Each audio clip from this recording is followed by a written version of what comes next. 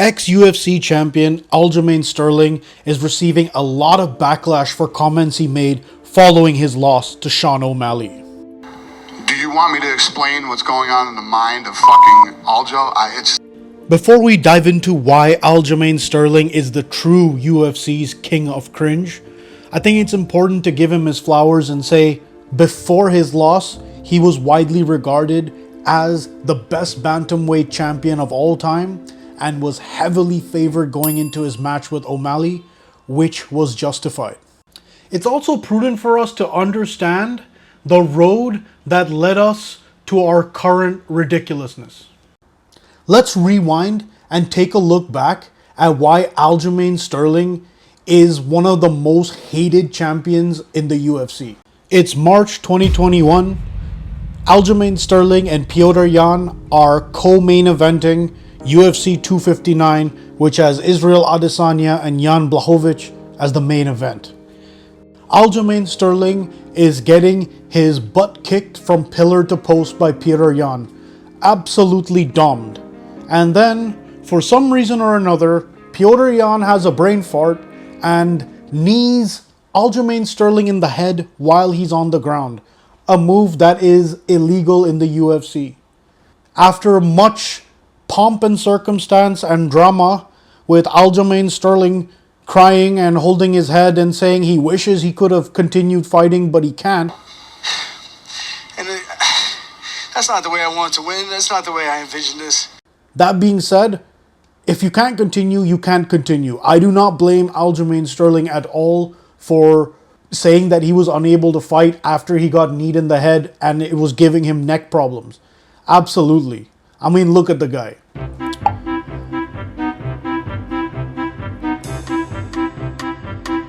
3 hours later. Fights after party, Aljo switches his tune and starts taking photos with the belt.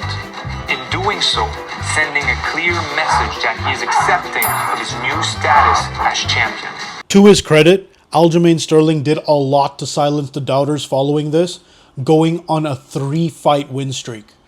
First, beating Petr Yan in their rematch, then smashing TJ Dillashaw within a round, and then soundly beating Henry Cejudo, the ironically self-proclaimed king of cringe. And it was following this victory over Cejudo that the aforementioned greatest bantamweight of all time talk was being bandied around. And frankly, I will double down on the position that at this time, it was deserved. Aljamain looked pretty unstoppable. Yet, leading up to the fight with O'Malley, Aljo's lack of self-awareness would unknowingly get him into trouble again. We see Aljo go on in social media saying like, well, if my body feels good, I guess I'll be ready or something. And then you have O'Malley saying, well, regardless, I'll be there. I still paid.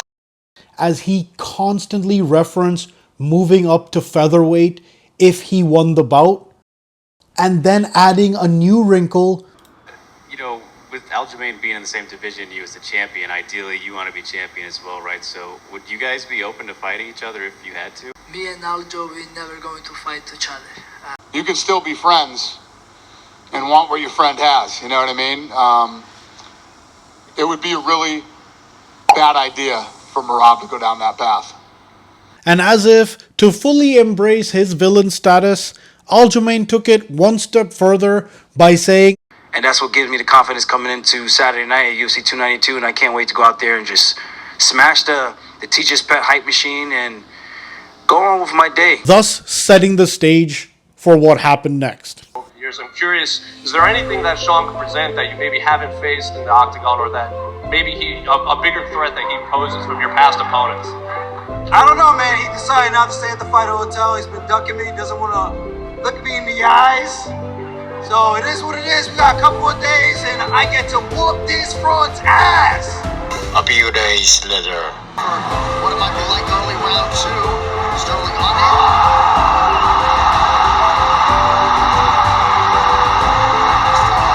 Oh! Pull back! Counter right! Oh my god! In the days following, much like when he pulled the about face with Petr Yan, Aljamain Sterling is out here doing the exact same thing. Am I mad that I lost to Sean? Kinda. Because it's just like, this is the new champion of 135. Are you kidding me? Oh, Sean's Are so you dope, kidding though. me? He's so dope, though, bro. No, he's cool. But it's just like, when I think champion, I think like Khabib, I think Usman, I think DC. I think like role models for like kids and stuff. I'm seeing this guy, he's got like tattoos on his face. I'm like, he's smoking weed all the time. Like, even though it's cool to smoke weed, like it's good. I don't have anything against it. I smoke weed. But I just think in terms of like the image of what it represents for, as a parent, I'm not a parent now, but when I have kids, like someone I would want my kid to look up to, I'm like, do I want my kid thinking like, yo, just go fucking get sugar tattooed on your eyebrow and smoke weed and just kind of, just like, you're good, bro, you're good for life. What? It should have just been smooth sailing from there from Aljamain. All he had to do was continue to play the game and just not open his mouth. Unfortunately, he did. And leading up to this championship match with O'Malley, he was already talking about, oh, it's a quick turnaround. Oh, I'm not going to fight. But at the same time then saying, oh, I'm going to kill O'Malley. I'm going to fold him up. So you're saying all these things, all the while your buddy who's actually the #1 contender in the division is not willing to fight you. So now the actual entire bantamweight division is being held up. But no, you say after this fight, I'm going to featherweight. Then you lose the fight in a huge upset. And now you're talking about things that actually have no relevance. Oh, he has tattoos. Oh, he smokes weed. But I smoke weed. So it's okay when you do it, Aljamain, but not okay when anyone else does it. You don't want your kids to see his tattoos? Please somebody email me if you find a more feeble excuse that's ever been made. It's crazy to me that you're supposedly a trained killer, but yet upon losing your fight, you show such extreme weakness.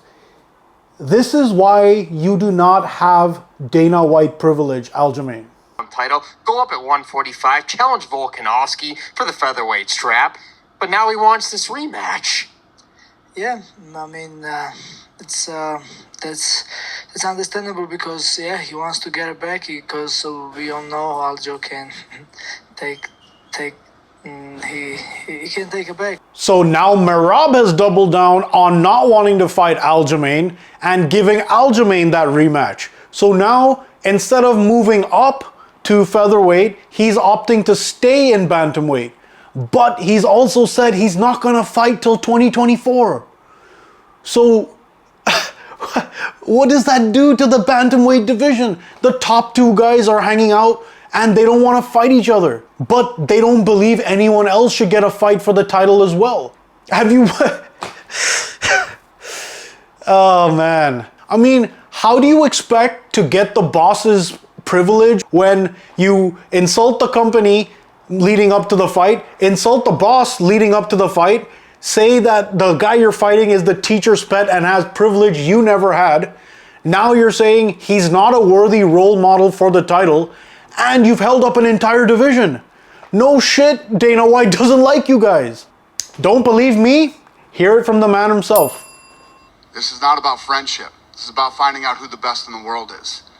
And if you don't want to find out who the best in the world is, this is not the place for you. So that's 2 times Dana has warned Merab about his choice to not fight Aljamain. Literally, this man is putting his career on the line for his quote-unquote best friend. But it doesn't seem like Aljamain is returning the favor. If he was truly a good friend, he would move up to featherweight, allowing Merab to fight for the title, knowing that Merab won't fight him. But instead, he's taking advantage of that and being selfish and saying, oh no, now I'm going to exercise the rematch. Aljamain Sterling is an extremely talented fighter. He is an absolute beast at the bantamweight division, and he was one of the most successful champions. Unfortunately, it's not only what you do in the cage that counts. It's what you do outside of the cage and how you conduct yourself.